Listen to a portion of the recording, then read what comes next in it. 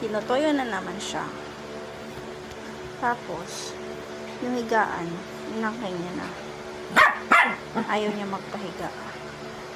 Alam mo, higaan niya yung higaan. Alam mo, tao. Alam mo, tao. Higaan namin yan. Hindi mo yung higaan. Higaan namin yan.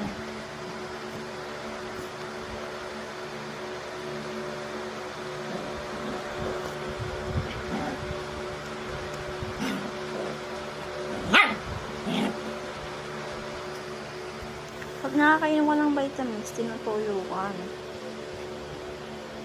Tingnan mo, inaaway mo pa ako. Naantok na ako.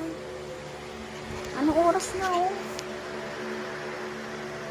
Mag-aalauna na.